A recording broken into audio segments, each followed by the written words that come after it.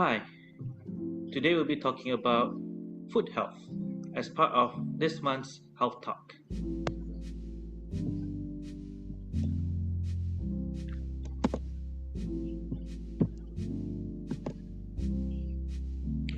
Today we'll be covering a few agendas. Okay, firstly is the introduction to foot health. We'll look a bit of the foot health statistics in Malaysia. Let's look at the anatomy of the foot. Okay, what are the structures involved in the foot, and some common foot diseases and conditions, and lastly some advice that we can take to take care of our foot. So introduction to the foot health. So the foot is one of the important part of our body, okay, and the role in mobility is part of its role. Foot health is crucial for maintaining mobility and balance, enabling individuals to move freely and confidently. Okay, and healthy feet contribute to overall joint health, which helps to prevent pain and discomfort associated with improper foot care. The proper foot care is essential to avoid long-term complications, ensuring overall health and well-being. So the function of the foot, firstly, it helps to support and stabilize the body. The feet provides essential support and stability, helping to maintain balance during various activities. Okay, they also help for shock absorption. Okay, they help to absorb shock during movement, reducing impact and protecting joints while walking and running. Aside from that, the feet enables mobility, facilitating walking, running, and various physical activities essential for daily life. So some common misconceptions regarding foot care. Some people say foot pain is normal. Well, many people believe that experiencing foot pain is a normal part of life, but it can be a sign of an underlying issue. Importance of foot hygiene. Some individuals underestimate the importance of foot hygiene, leading to preventable infections and health issues. Okay, proper foot education. Educating ourselves on proper foot care practices can help prevent many foot-related problems and promote overall health. Let's look at some foot health-related statistics in Malaysia. Okay, common foot conditions. Many Malaysians suffer from common foot conditions, with plantar fasciitis and diabetic foot issues being the major ones. And understanding the prevalence of foot-related problems is crucial for early intervention and effective treatment. Statistics show a significant number of Malaysians are affected by foot-related issues, highlighting the need for awareness. So here is a study by Rossetti and colleagues in 2022. The prevalence of diabetic foot ulcer, okay, one of the common conditions related to foot in Malaysia, has generally ranged from 5 to 10%. But in a study conducted in 2018, the prevalence of diabetic foot ulcer has reached as high as 42% among diabetic patients in Kuala Lumpur.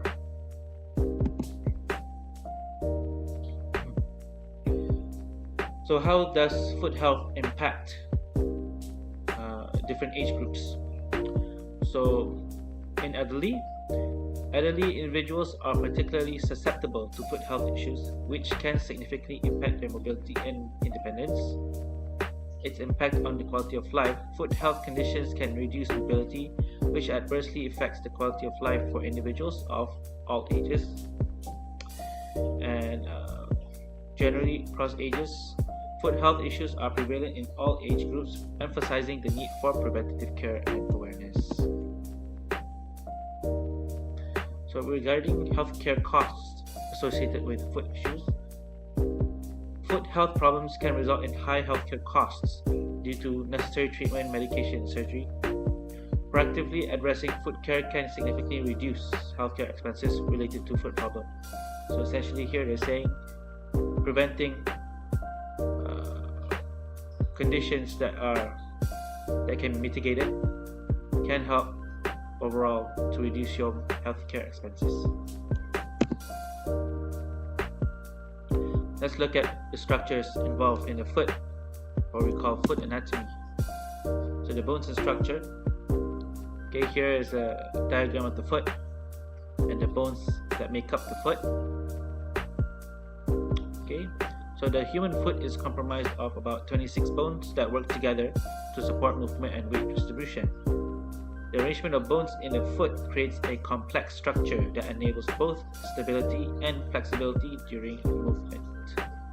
And understanding the foot anatomy is crucial for identifying various injuries and conditions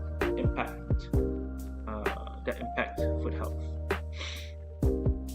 Okay, so you have your great toe and your other toes, which make up either the hallux or the phalanges, and then you have your other main bones in your foot, the talus, calcaneus, cuboid, medial, cuneiform, and navicular, which are part of the tarsal area. Regarding muscles and tendons, the muscles in the foot are essential for executing movements. Okay, muscle is used for movements like walking, running, and providing power and stability. And the tendons help to connect the muscles to the bone, enabling movement and providing the necessary support for balance. So the interaction between muscles and tendons is crucial for maintaining balance and posture during various activities. So here are the muscles that you can see on your foot. Okay, the left side is from the top, the right side is from the bottom. As you can see, you have many intricate muscles in the foot that help us move and walk. Aside from that, the nerves and blood supply. The foot contains a complex network of nerves that provide sensory information and coordination for the movement. Okay, and alongside it, we have the blood supply. An extensive blood vessel network in the foot ensures proper nourishment and oxygen supply, essential for health and healing. And understanding the nerve and blood vessel network is crucial for diagnosing foot-related health conditions effectively. So basically here you can see we have nerves and blood running parallel in the top view as well as the bottom view of the foot. Mostly the nerves you can see more on the bottom, as we tend to be more sensitive at the bottom side to feel for the ground, and thus there's more nerves there. Now let's look at some of the common foot disease and conditions.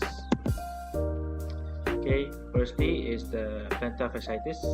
So plantar fasciitis is primarily characterized by a sharp heel pain, especially in the first steps in the morning where it's stiff. The condition often results from overuse, prolonged standing, or wearing improper footwear that lacks support. Plantar fasciitis can be managed and with rest, stretching exercise, ice therapy, and appropriate footwear. Next one that you can mostly see in elderly is bunions and hammer toes. Bunions are bony bumps that form in the base of the big toe, which causes the misalignment of the great toe and discomfort, especially when wearing footwear. Hammer toes occurs when one or more toes bend downwards at the middle joint, leading to pain and difficulty in wearing shoes. Treatment for bunions and hammer toes can include orthotic devices, but research shows that orthotic devices it's not really an effective treatment to reduce the bunion, but it just helps to prevent it from getting worse quickly. Physical therapy can help to stretch, and in severe cases, sometimes they will opt for surgical intervention, which is the most effective intervention. However, there are studies that show that even after surgery, bunions can reoccur. So another one is diabetic foot complications. Okay, diabetes increase the risk of foot complications due to poor circulation and nerve damage, affecting overall foot health. So commonly you'll see for diabetic foot patients with diabetic foot is that their feet become plumped up or swell with liquid as their circulation is not as good as what normal people is.